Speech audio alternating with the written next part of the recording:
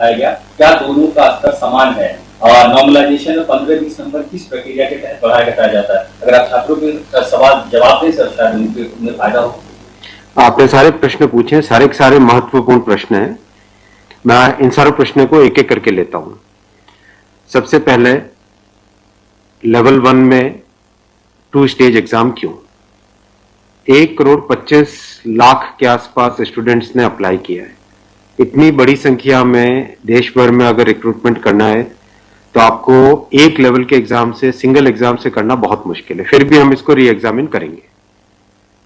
इतनी बड़ी संख्या में 1,25,00,000 कैंडिडेट्स अगर हो तो कैसे उनको एक साथ सेम लेवल, सेम तरीके से, same level of hardness of question की, ये सब करना अति डिफिकल्ट। आप सब इस प्रक्रिया से गुजर चुके हो, आप भी समझते होंगे। इसलिए इसके दो, एक प्रीलिम एग्जाम और उसके बाद में एक कंप्यूटर बेस्ड टेस्ट 2 इस तरह से करके किया गया। वो नोटिस में लिखा गया था कि अगर जरूरत पड़ी, अगर परिस्थिति हुई तो उसके 2 लेवल किए जाएंगे। पहला ये। दूसरा आपका प्रश्न कि 10+2 में ग्रेजुएट्स को कैसे अलाउ करें। देखिए, किसी भी एग्जाम में मिनिमम क्वालिफिकेशन का स्टैंडर्ड होता है, मैक्सिमम क्वालिफिकेशन का नहीं होता है कभी भी। ये कानूनन कॉन्स्टिट्यूशनल व्यवस्था में हम लोग काम कर रहे हैं। कॉन्स्टिट्यूशनल व्यवस्था के हिसाब से हम मिनिमम प्रिस्क्राइब कर सकते हैं, मैक्सिमम प्रिस्क्राइब नहीं कर सकते।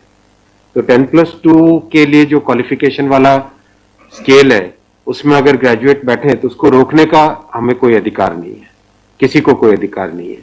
अगर कोई नया इसके बारे में कोई नया न्यायपालिका की तरफ से कोई चीज आती तो अलग बात है, लेकिन हमारे पास कोई अधिकार नहीं है इसका। दूसरा विषय था ये। तीसरा विषय आपने रखा समय का। देखिए, शुरू में इसके लिए जो इस एग्जाम को कंडक्ट करने के लिए एप्लीकेशंस आई, दोनों के दोनों एग्जाम्स में 1 करोड़ से ज्यादा एप्लीकेशंस आई। 1 करोड़ से एप्लीकेशन ज्यादा आई तो जो एग्जामिनेशन कंडक्ट करने के लिए एजेंसी हमको हायर करनी थी, उसको हायर करने में टाइम लगा, 6 महीने से ज्यादा लगा। नेचुरली इतनी बड़ी संख्या में अगर एग्जाम करना है देश में तो अपने आप में वो एक बहुत बड़ा challenge. It's a Himalayan task, it's a huge task, it's a very very big challenging task. तो एजेंसी को सेलेक्ट किया गया। सेलेक्ट करते करते कोरोना आ गया।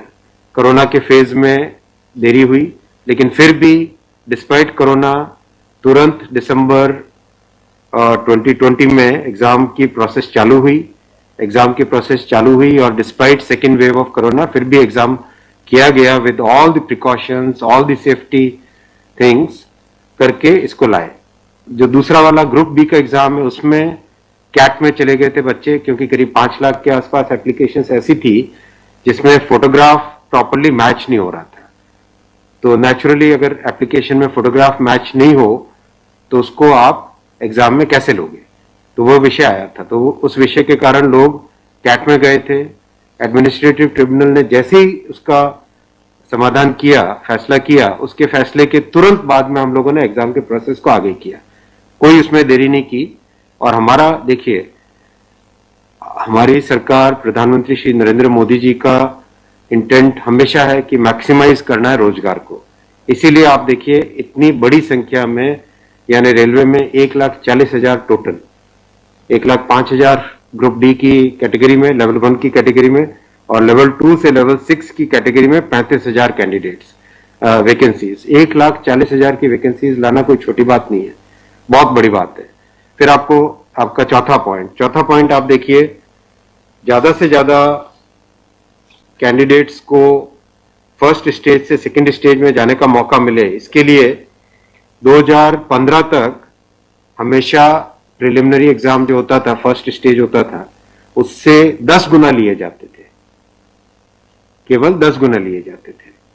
2015 के बाद में पहले ही संख्या बढ़ा के 15 गुना कर दी गई, जिससे कि ज्यादा से ज्यादा कैंडिडेट्स को मेन एग्जाम के लिए जाने का मौका मिले। और 2019 में इस संख्या को 20 गुना किया गया, ताकि ज्यादा से ज्यादा लोगों को अवसर मिले, ज्यादा से ज्यादा लोग, क्योंकि फर्स्ट स्टेज जो प्रिलिमिनरी एग्जाम इतना बड़ा नंबर है कि उस नंबर में हो सकता है कुछ बाय चांस उस दिन तबीयत ठीक नहीं हो, कोई दूसरा कारण हो, समय पे पहुंच नहीं पाए, कोई भी कारण से मिस कर गया, तो मैक्सिमम लोगों को हमें चांस देने का इंटेंट है, इसी इंटेंट के कारण 20 गुना किया गया। जो 10 गुना था 2015 से पहले, उसको 20 गुना किया गया 2019 में। तो ये प्रो स्टूडेंट्स, प्रो कैंडिडेट्स वाली अप्रोच है हमारी, और हमारी इंटेंट एकदम नेक नियति से काम कर रहे हैं, सच्चाई से काम कर रहे हैं। देखिए, कोई भी कहीं भी एक भी जगह से कहीं कोई पेपर लीक होने की बात नहीं है, कहीं पे कोई एग्जाम के मैनिपुलेशन की बात नहीं है। जो आज सिर्फ मुद्दा है, मुद्दा सिर्फ इतना है कि शॉर्टलिस्ट कैंडिडेट्स कितने किए जाए, यही मुद्दा है। इस मुद्दे को सॉल्व करेंगे, इसको भी हम बहुत सेंसिटिवली सॉल्व करेंगे। हमारे लिए छात्र हमारे साथी हैं, हमारे भाई हैं, हमारी बहनें जो एग्जाम दे रहे हैं, तो हमारे लिए बहुत इंपॉर्टेंट है। हम इसको बहुत सेंसिटिवली हैंडल करेंगे। तस्वीर और दिखाई पड़ी, बच्चों को लाठीचार्ज कर रात को आपने देखा, अगर तस्वीरें दिखाई हो हॉस्टल में घुस। मैं आपको इतना बताना चाहूंगा कि जो लोग किसी भी अपनी खुद की संपत्ति को अगर जलाते हैं, खुद की संपत्ति पे अगर अटैक करते हैं, उसको डिस्ट्रॉय करने की कोशिश करते हैं, तो उसमें जो प्रक्रिया पुलिस की होती है वो होनी अगर हुई है, मेरी बात आप इसमें स्पष्ट रखिए कि मैं छात्रों को कह रहा हूं कि आपकी संपत्ति है, आप अपनी संपत्ति को जलाने के लिए क्यों बाहर निकले। और हम आपकी बात को शुरू से सुन रहे हैं। जिस दिन आपने पहले पॉइंट रखा, उसी दिन हमने तुरंत इसका, जैसे ही दूसरे दिन ही मेरे नजर में आ गई थी बात ये, और दूसरे दिन मैंने तुरंत सारा ये टेबल मंगवाया कि आप मुझे एग्जैक्ट बताओ हर एक लेवल पे क्या वैकेंसी है। और हर एक लेवल पे एग्जैक्ट, जैसे लेवल 2 पे 5663, उसकी जगह 1,13,000, कितने गुने? 20 गुने। लेवल 3 पे 4,940, उसके अगेंस्ट कितने शॉर्टलिस्टेड? 98,833, 20 गुने। तो जो नोटिस के अंदर प्रक्रिया एग्जैक्टली उसके हिसाब से किया है, हर एक पे, level 2, level 3, level 4, level 5, level 6, हर एक पे एग्जैक्टली 20 टाइम्स किया गया है। इश्यू वो नहीं, इश्यू डुप्लीकेट नहीं, इश्यू यूनिक वाली बात आ गई। अब वो मुद्दा उनका है, क्योंकि इसलिए मुद्दा आ रहा है कि जिन लोगों ने तैयारी कर ली है उनको लगता है कि हमें एक बार और चांस मिल जाए, इसीलिए हम इसको बहुत सेंसिटिवली हैंडल करेंगे।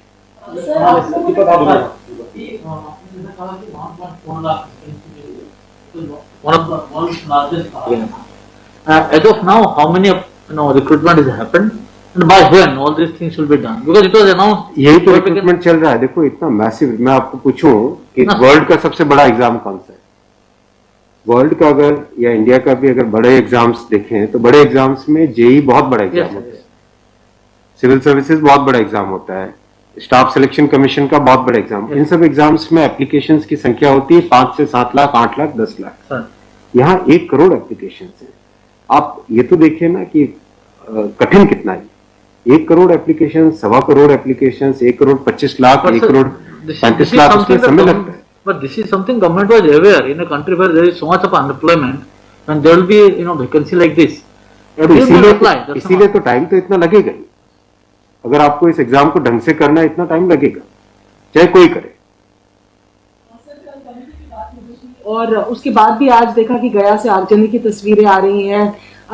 क्या ये कन्वे नहीं हो पा रहा है? कहाँ पर ये लैक ऑफ कम्युनिकेशन आपको लग रहा है, या मैटर पॉलिटिसाइज हो चुका है? नहीं, कुछ लोग इसका गलत फायदा उठा रहे हैं, और मैं उनसे भी निवेदन करूंगा कि छात्रों को भ्रमित न करें, कोई गलत इसका उपयोग न करें। ये छात्रों का मामला है, ये देश का मामला है, इसको हमें सेंसिटिवली हैंडल करना चाहिए, और इसमें हर तरीके से संवेदनशीलता के साथ इस मामले को लेना चाहिए। सर, कुछ छात्रों के ऊपर FIR भी दर्ज की है, कुछ पुलिस की स्टडी में भी अभी के समय में है, ऐसी खबरें आ रही हैं। आप खबरों की जांच करिए। देखो, जो पुलिस की प्रक्रिया है वो अलग चीज है। मैं अभी मुद्दा है, जो उस मुद्दे को कैसे सॉल्व करें उस पे सोचना चाहिए, हमें फॉरवर्ड लुकिंग होना पड़ेगा। सर, मेरा एक सवाल है कि जिन राज्यों में हिंसा की खबरें या फिर जो रेल रोकने का जो मूवमेंट चल रहा है, ट्रैक पे स्टूडेंट बैठे हैं, क्या उन राज्यों के मुख्यमंत्री से आपकी बात हुई है, और क्या कुछ आप लोग के संदर्भ में? कि बिल्कुल, सब जगह लॉ एंड ऑर्डर स्टेट का जो रोल होता है, राज्यों के मुख्यमंत्रियों ने भी बहुत संवेदनशीलता के साथ काम किया है, और हम भी कॉन्स्टेंटली टच में हैं, कंटिन्यूसली टच में हैं। और जो आज कमेटी की बात भी सबके पास जा चुकी है ऑलरेडी, और मेरे ख्याल से ज्यादातर जगह से स्टूडेंट्स ने इस विषय को स्वीकार भी किया है। और मैं अभी भी रिक्वेस्ट करूंगा एक बार फिर सारे स्टूडेंट बंधुओं को, छात्रों को, कैंडिडेट्स को, कि आप प्लीज अपनी ग्रीवेंसेस को, अपने पॉइंट को, अपने कंसर्न को, अपने विषय को, अपने मुद्दे को फॉर्मली रखिए, हम इसको एकदम संवेदनशीलता के साथ टैकल करेंगे।